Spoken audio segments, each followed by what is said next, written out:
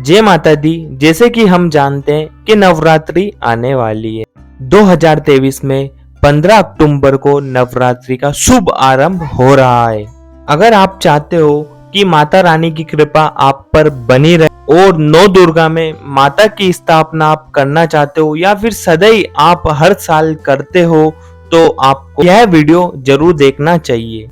यह वीडियो में हम जानेंगे कि माता की स्थापना करने के लिए शुभ मुहूर्त कब है और माता जी की स्थापना करने के लिए पूजन सामग्री में क्या क्या चाहिए और कलश स्थापना करने के लिए आपको क्या क्या करना है। हम इस शारदीय नवरात्रि में माता जी की स्थापना करेंगे और हम स्थापना करने से जुड़ी हुई हर एक छोटी छोटी बातों को जानेंगे। हम अगर सही तरीके से माता जी की स्थापना नहीं करते तो माता हमसे रुष्ट हो जाती है। सही ढंग से माता की स्थापना करना चाहते हो तो आप ये वीडियो एंड तक जरूर देखिए, ताकि आपको आसानी से इस वीडियो के माध्यम से पता चल जाएगा कि माता की संपूर्ण तरीके से स्थापना कैसे की जाती है। आप सही से माता रानी की स्थापना करेंगे तो आपके घर में खुशहाली चलकर आएंगी और आपके घर में कभी धन की कमी नहीं होगी। अब हम जान लेते हैं कि शारदीय नवरात्रि में माता रानी की स्थापना करने का शुभ मुहूर्त कब है। शारदीय नवरात्रि में इस बार स्थापना करने का जो शुभ मुहूर्त है वो 15 अक्टूबर की सुबह 11:44 से लेकर दोपहर 12:30 तक शुभ मुहूर्त है और कलश स्थापना करने के लिए भी यही शुभ मुहूर्त रहेगा, जो कि 46 मिनट में शुभ मुहूर्त रहेगा। और मैं आपको बता देता हूँ कि इस दिन चित्रा नक्षत्र का संयोग बन रहा है, जो कि इसी मुहूर्त में आपको माता रानी की स्थापना कर देनी है। अब मैं आपको बता देता हूँ इस शारदीय नवरात्रि में माता की स्थापना करने के लिए आपको क्या क्या लेना है। आपको एक पटिया रख लेना है, जिसे हम सरल भाषा में चौकी भी कहते हैं, और उस चौकी पर आपको लाल वस्त्र बिछा देना है। और लाल वस्त्र बिछाने के बाद में आपको माता रानी की स्थापना करने के लिए आपको माता जी की जो की प्रतिमा चाहिए। आपको इस तरह की बाजार से माता रानी की प्रतिमा ले आना है।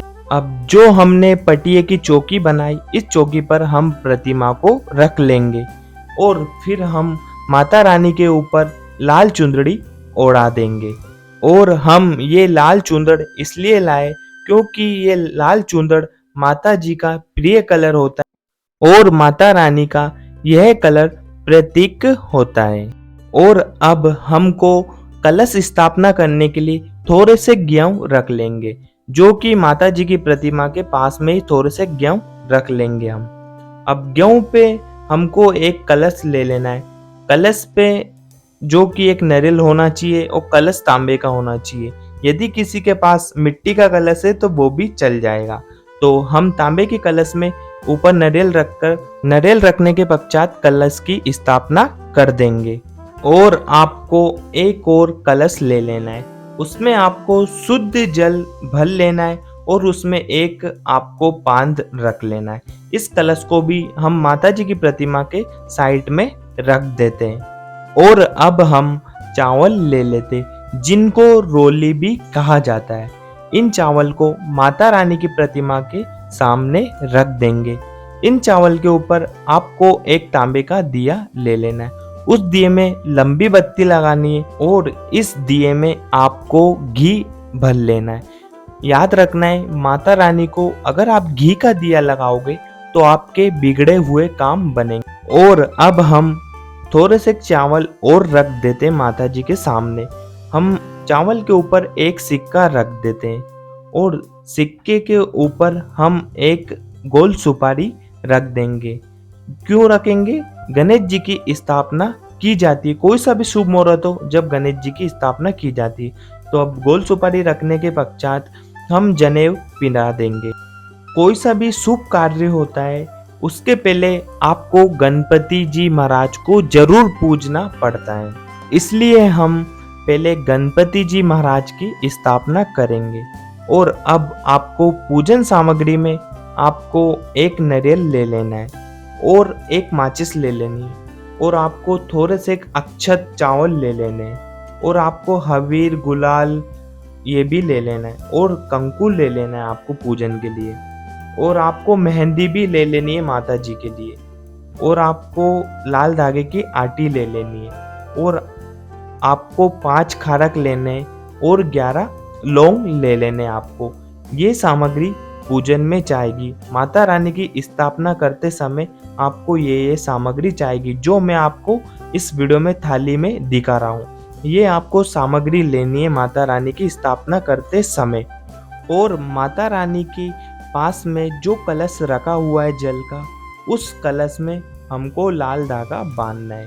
तो पहले तो हम कलश को तोप लेते हैं और इस कलश में आपको पंच रंग का, जो कि हाथ में अपन धागा बांधते, वो धागा आपको कलश में बांध लेना है। पूजन के पहले आपको कलश में ये लाल धागा बांध लेना है, क्योंकि ये भी एक मांगलिक कार्य के लिए शुभ माना जाता है। तो अब अपन इस लोटे को माता जी की प्रतिमा के पास में रख देते हैं और हम इसी कलश में जो कि सातियां मांड देंगे। सातियां हमको क्यों मांडना है? इस सातियां मांडने से हमारे घर में हर एक व्यक्ति खुश रहे और सुखी रहे और घर में शांति बनी रहे। तो अब हम इस कलश पर कुमकुम से सातियां बना लेते हैं, जो कि आपको इस प्रकार सातिया बनाना है जो मैं आपको इस वीडियो में बता रहा हूँ। आपको सीधा सातिया बनाना है, उल्टा नहीं बनाना है। और यह सातिया बनाने के पश्चात उस कलश में आपको थोड़े से अक्षत यानी कि चावल डाल देने, और जिस स्थान पे ये कलश रखा था उसी स्थान पे इस कलश को रख देना है। तो हम उसी स्थान पे इस कलश को रख देंगे। अब हमको क्या करना है? गणपति जी की स्थापना किए, अब गणपति जी की पूजन करते हैं। तो पहले तो हम क्या करते हैं, गणपति जी को 5 बार जल से स्नान करा देते हैं। तो ओम गण गणपतये नमः ऐसे 5 बार आपको मंत्र बोलना है और इस तरह से गणपति जी को स्नान करा देना है। गणपति जी को स्नान कराने के बाद में हम वही लोटा रख देंगे, और इस स्नान कराने के बाद में आपको लाल वस्त्र गणपति जी को धारण कर देना है। फिर हम गणपति जी को कंकु से तिलक लगाएंगे। तिलक लगाने के पश्चात फिर हम चावल चढ़ा देंगे। चावल चढ़ाने के पश्चात फिर हम माता रानी की पूजन करेंगे। माता रानी की पूजन करने के पहले हमको 3 बार जल से माता रानी को अर्पित करना है। माता रानी को 3 बार जल अर्पित करने के पश्चात हम माता रानी को तिलक लगा देते हैं कंकु का। फिर हम माता रानी को अक्षत भी लगा देंगे और लाल वस्त्र माता रानी को धारण करा देंगे। थोड़ा सा लाल वस्त्र तोड़ लेंगे इसमें से, और फिर जो वो 11 हमारे पास लौंग रखे हुए, वो 11 लौंग माता रानी के यहाँ अर्पित कर देंगे सामने, और 5 जो खारक रखे हुए उन खारक को भी माता रानी की प्रतिमा के सामने अर्पित कर देंगे। आपको इस तरह से माता रानी की स्थापनाएं करनी है और इसी तरह से पूजन करनी है। अब हमको एक नारियल ले लेना है।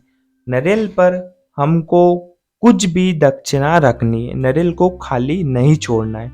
तो नारियल पे हम कोई सी भी पैसे दक्षिणा रख लेंगे, खाली नारियल नहीं रखना है। याद रखना है, खाली नारियल नहीं रखना है, वो अशुभ माना जाता है। तो हम नारियल के ऊपर दक्षिणा रख के माता जी की प्रतिमा के सामने नारियल को अर्पित कर देंगे। अब माता रानी के सामने नारियल को अर्पित करने के पश्चात जो माता रानी के सामने दिया लगा हुआ है उसको हम प्रज्वलित कर देते हैं। तो दिए को अभी प्रज्वलित कर देते हैं हम। याद रखना है, दिए की जो बत्ती है वो लंबी होनी चाहिए ताकि वो 9 दिन तक चलती रहे, और 9 दिन के बीच में भी आप बत्तियां बदलते रहना। और अगरबत्ती जो रखी हुई है पास में, वो अगरबत्ती को भी हम लगा देंगे, और आपको अगरबत्ती लगाने का रख लेना है वहीं पे, ताकि आपको अगरबत्ती लगाने में आसानी रहे। आपको इस तरह से दिया लगाने के पश्चात आपको अगरबत्ती लगा देनी है। ठीक है, हम अगरबत्ती को पास में रख देते हैं, और फिर आपको जो हबीर गुलाल और मेहंदी है ये माता रानी के प्रतिमा के सामने अर्पित कर देना है। जो कि मैं आपको इस वीडियो में हर एक छोटी से छोटी बात बता रहा हूँ। यही तरीके से आपको माता रानी की स्थापना करनी है ताकि आपके घर में सुख शांति बनी रहे और धन में भी वृद्धि होने लग जाए। और जो लाल तागे की आटी है, उस लाल तागे की आटी को दिए में और माता रानी के मस्तक पर 11 बार उबार कर और आप सभी जितने भी घर में सदस्य सबके हाथ में धागा बांध लेना। इस धागे को बांधने से कोई भी प्रकार की भी तकलीफ नहीं आएगी घर में। हर एक सदस्य को जो जो इस धागे को बांधेगा उन सभी सदस्य को किसी भी प्रकार की कोई भी तकलीफ नहीं आएगी और घर में धन में वृद्धि होने लग जाएगी और घर में किसी भी प्रकार की कोई सी भी बीमारियां हो सब दूर हो जाएगी। माता रानी की कुछ इस प्रकार से आपको स्थापना करनी है। तो 9 ही दिन तक माता रानी को भोग भी लगाना है। आपको भोग में कुछ भी ले लेना है, मिठाई ले लेनी है या पंचमेवा ले लेनी है या खीर पूड़ी ले लेनी है या फिर हलवा ले लेना है।